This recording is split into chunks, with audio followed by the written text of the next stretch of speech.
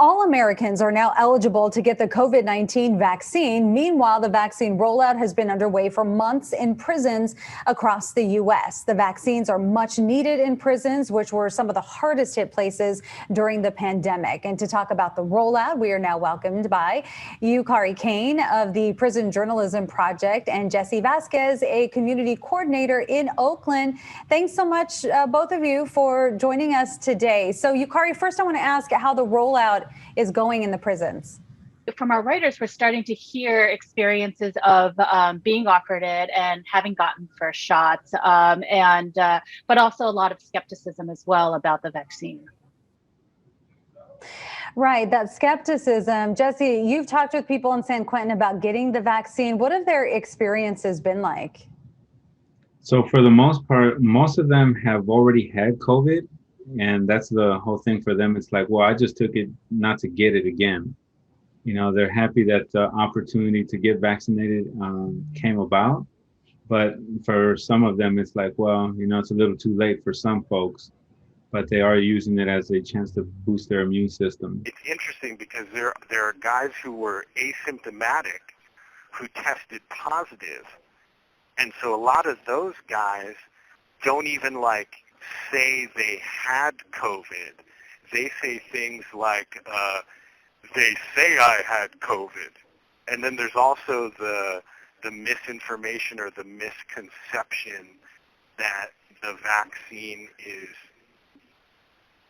putting the disease into your system. Even though we fully got paperwork before we took our shot, you know, you can talk science to people all day, but if they don't believe it, they just don't believe it. Where does that come from? How are the people on the inside getting it?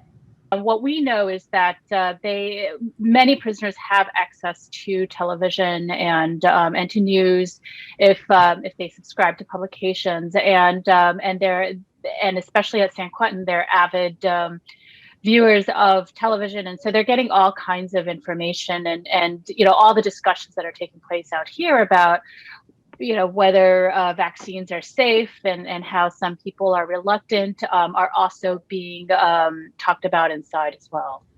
Well, prison staff members are getting vaccinated at a lower rate than incarcerated people. So is it a problem that staffers who interact with people behind bars aren't getting vaccinated? Yeah, I mean, I think it's definitely a problem because you know, if they're not vaccinated, then the people inside aren't safe either. I mean, a lot of these outbreaks that have happened, including at San Quentin, happened because of people coming in from the outside.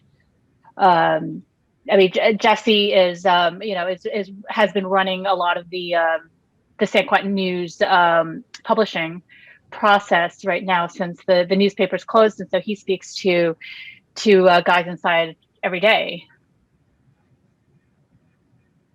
Yeah, and I think some of the issue with the staff not getting vaccinated, and it goes for the same for the guys incarcerated as well at San Quentin, like the concern is that it's not considerate for everybody else.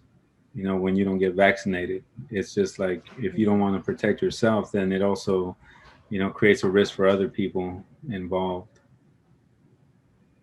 Yeah, it's like a domino effect. A writer in the Georgia prison system wrote about the distrust he felt after the prison started offering $5 worth of snacks to get the vaccine.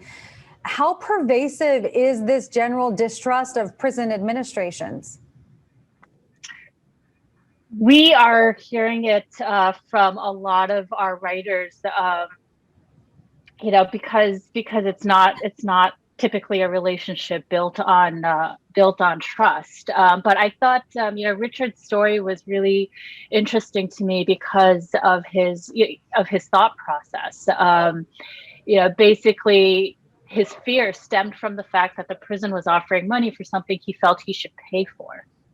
And he says in his story, I knew instantly I would not take it because any pay-to-play scheme can never be good for you. So what happened in Georgia, at least at his prison, is that they offered $5 incentive bags with ramen noodles and Coke and candy in exchange for getting the vaccine. And so, you know, these incentive bags are typically something that he says that officers pass out for for to prisoners for favors or to show favor, and so he was distrustful of this. But yeah, I mean, it's San Quentin. I mean, from what I understand, because there was such a huge outbreak, even many of the prisoners who would normally be distrustful still got the vaccine. You know, because the way it works in here, they'll just call your name. Maybe at 7 in the morning, maybe at noon. Garcia, 2:45. Get dressed. Bring your vaccination card. That's how they do it. So you just got to be ready. In February, San Quentin actually started bunking guys in the same cell after months of single-person cells. This coming during a battle to bring down the prison's population by 50%. So, Jesse, I ask you, what do you think that change will be like, and how will it change the dynamics of everyday life? So I think for most guys, it's going to disrupt their independent living condition, right? I mean, when you get used to living single cell in a small quarter cell anyway, right, you kind of gain a sense of freedom and independence, like make your own time management. But in terms of just like the fact that you have to now be considered again of, good hygiene, other coordinating issues with, meals and stuff like that. It's going to be a radical adjustment for some of them because you get used to like living independently.